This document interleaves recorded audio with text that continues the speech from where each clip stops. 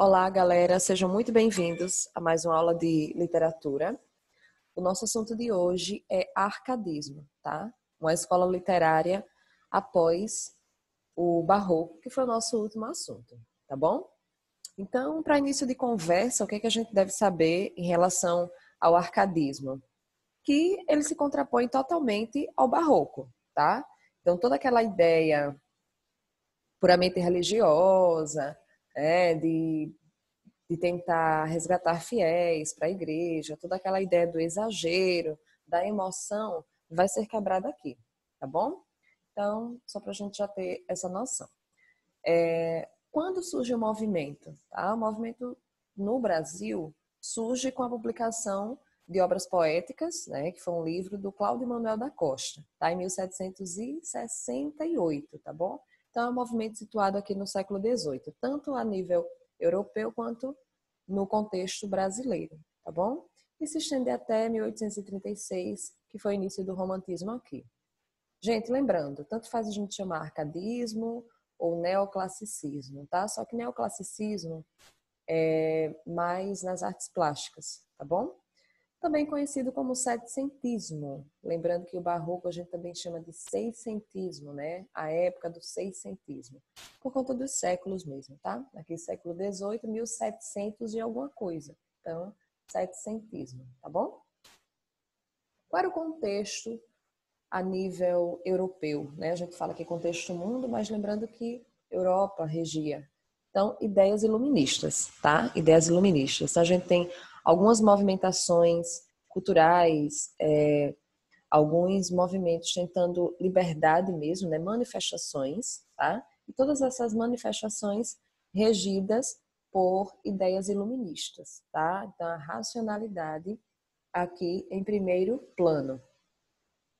Tanto é um contexto racional, né, racionalista, que tem a publicação da enciclopédia. Tá? Então, imagina aí que o conhecimento científico está sendo colocado em um livro. Tá? Então, a enciclopédia aí foi lançada, né, publicada por Diderot de Alembert, né? Então, foi um marco assim, histórico, né? Foi uma coisa que marcou esse contexto a nível mundial, né? Porque é uma enciclopédia reúne conhecimentos de várias áreas, tá bom? Então, marca aí esse contexto também. Independência dos Estados Unidos, né? Também foi um marco aqui para esse contexto, tá bom? Então, contexto Brasil, a gente tem a era colonial. Então, lembrando, o arcadismo no Brasil acontece quando ele ainda era colônia de Portugal, tá bom? Por que isso vai ser importante? Porque isso vai aparecer na poesia, tá? Vai aparecer na poesia do arcadismo, o Brasil enquanto colônia ainda de Portugal. Esse movimento tem uma relação direta com a Inconfidência Mineira aqui no Brasil. Por quê? Porque muitos poetas, escritores do arcadismo estavam envolvidos com a Inconfidência Mineira, tá? Eram ativistas, eram militantes, então eram pessoas que estavam ali de dentro, né, da política, lutando pela liberdade, né, indo contra, na verdade, o autoritarismo, né, e os abusos da coroa portuguesa, as cobranças indevidas de impostos aqui no Brasil e tudo mais. Então, inclusive o principal autor desse movimento aqui no Brasil, que a gente vai estudar daqui a pouquinho, ele estava envolvido diretamente, né? E vários outros foram perseguidos, foram expulsos do país, enfim, tá? Então, importante destacar isso aqui no contexto brasileiro. Instituição de um sistema literário no Brasil. Então, a literatura aqui passa a ser mais popular, vamos dizer assim. Não no sentido de que todo mundo tivesse acesso, mas ela já começa a ter uma circulação maior, né? Ela atinge um público maior, porque também está tendo a maior produção literária aqui no Brasil, tá bom? E um pouquinho depois, como vocês vão ver no próximo movimento, a imprensa tem uma força muito grande aqui no Brasil e começa mesmo a publicar obras e os livros começam a circular com mais velocidade, tá? Então isso já começa aqui. É importante destacar isso dentro do contexto literário. Ciclo do Ouro em Minas Gerais. né? Isso já vai ser desde o barroco, como eu deixei aqui para vocês. Inclusive, esse ouro de Minas Gerais vai aparecer nas obras do barroco, nas artes plásticas. E aqui ainda é o ciclo do barroco, né, no arcadismo, tá bom? O que é que nós temos em termos de características gerais? Primeiro que o termo arcadismo faz referência à região da Arcádia, né? Então, a região na Grécia, tá bom? Que eles acreditavam que era uma região que viviam pastores, né? Poetas, enfim, as pessoas mais ligadas ao campo, tá bom? Tem uma forte ligação com o iluminismo, como eu já falei, então ideias racionalistas, né? E o próximo tópico já é racionalismo, então pensamento, ideia, iluminismo. Então é um movimento racional, tá? Simplicidade e equilíbrio. Como é que vai aparecer essa simplicidade e esse equilíbrio? Olhem que essas duas características se contrapõem totalmente às principais características do barroco, né? Que era o exagero, tá? A emoção, chamar a atenção do espectador da obra. Aqui não, aqui é o contrário, tá? Eles não querem o a mais, né? Eles querem um equilíbrio, uma simplicidade, uma linguagem mais direta, né? Artes menos extravagantes, né? Seja na linguagem, ou seja na aparência mesmo, né? Nos recursos visuais que eles utilizavam nas obras, tá bom? Então existe uma certa simplicidade, porque a simplicidade também vai ser um estilo de vida para os barrocos, para os árcades, perdão, para os árcades, né? Então, uma simplicidade, eles buscavam uma vida mais bucólica, mais relacionada ao campo mesmo, tá bom? Então esse equilíbrio era importante porque eles se inspiravam muito na cultura greco-romana, tá bom? Pastoralismo. É pastoralismo em relação a pastores de ovelhas mesmo. Vocês vão ver que o eu lírico, na maioria dos poemas, vai ser um pastor. Tá? Então, a voz do poema é a voz de um pastor de ovelhas, né? Alguém que está ali no campo, que tem suas ovelhas, cuida delas, tem sua amada e tem o contato com a natureza. Então, esse vai ser o cenário do arcadismo, tá bom?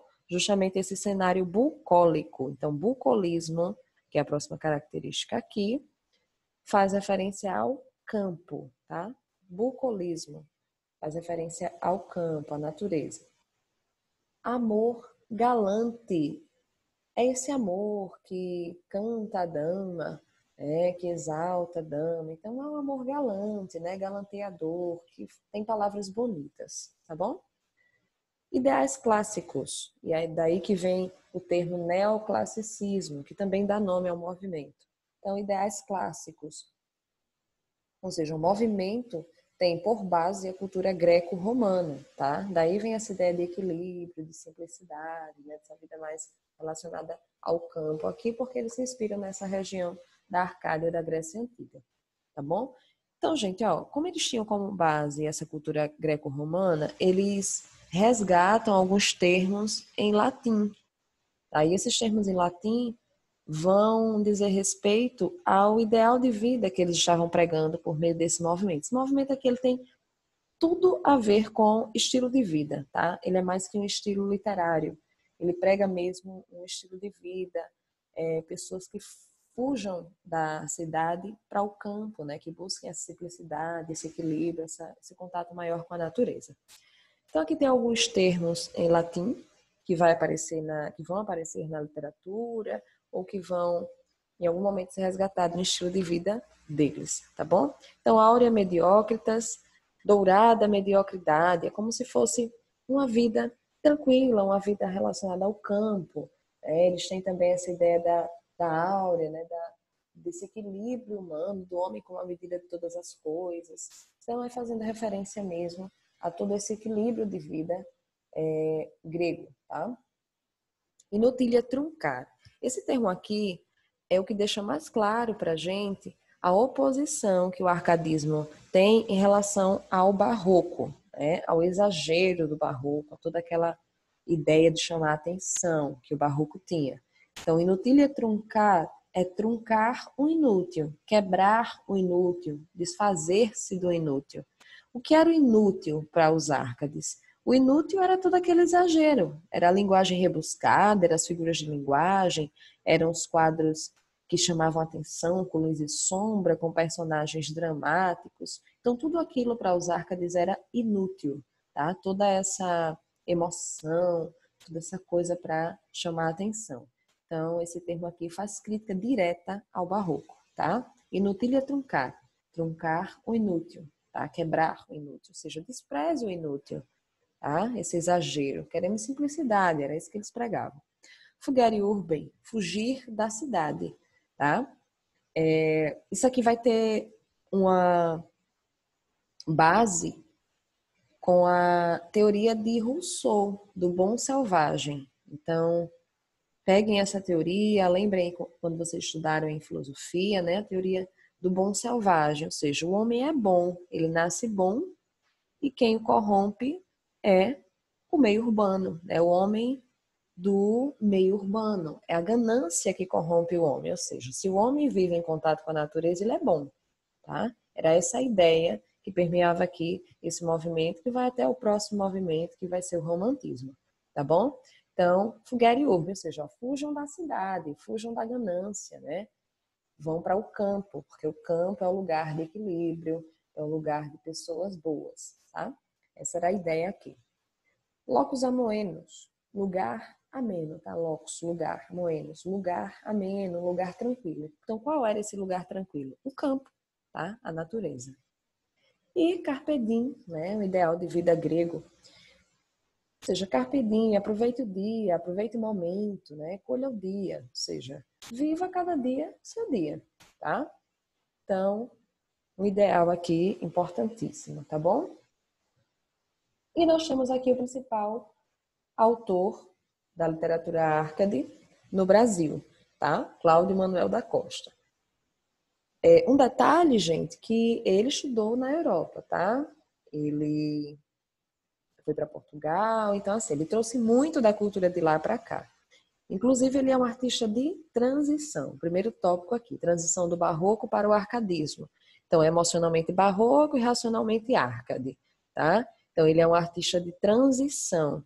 Ele migra do barroco para o arcadismo. Então, algumas literaturas dele, alguns poemas, alguns escritos, a gente vai conseguir ver características do barroco e outros já características árcades, tá? Porque ele foi um artista de transição e ele trouxe muito da cultura europeia para cá também, tá?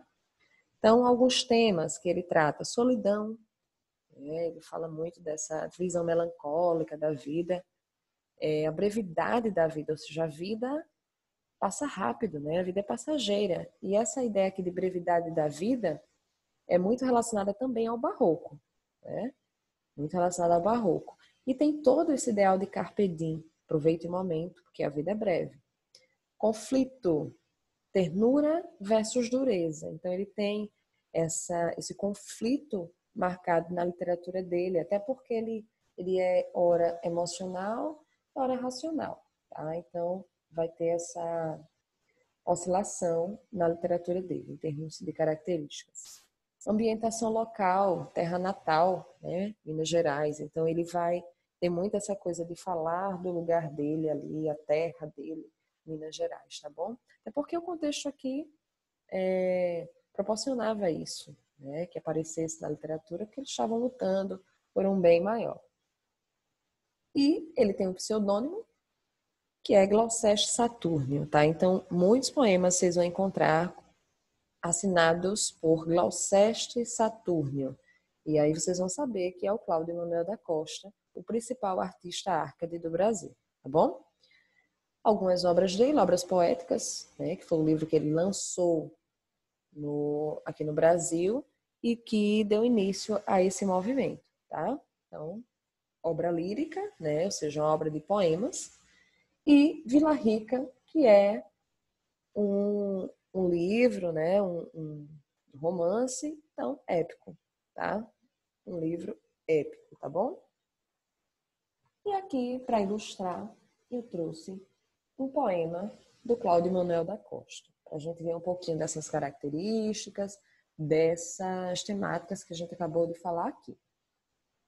Quem deixa o trato pastoril, amado, pela ingrata civil correspondência, ou desconhece o rosto da violência, ou do retiro à paz, não tem provado.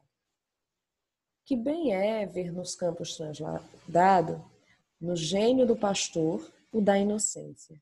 E que mal é no trato e na aparência, ver sempre o cortesão dissimulado. Ali respira amor, sinceridade. Aqui, sempre a traição, seu rosto encobre. Um só trata a mentira, outro a verdade. Ali não há fortuna que só sobre. Aqui, quanto se observa é variedade. Ó ventura do rico, ó bem do pobre. Então, nesse poema, ele exalta muito a natureza, a vida no campo, e ele vai fazendo algumas comparações, né, da vida no campo e da vida na cidade. Tá? Ele vai fazendo algumas comparações entre a vida no campo e a vida na cidade e destacando sempre, né, a vantagem de se viver no campo. Tá? Olha que ele fala em dinheiro, né, relacionando aí a vida na cidade. Então, toda essa ideia do bom selvagem, né, de Jean-Jacques Rousseau, está aqui nesse poema, a exaltação da natureza, que é uma característica forte no arcadismo, tá, gente? Então, até a próxima aula. Muito obrigada pela atenção, galera.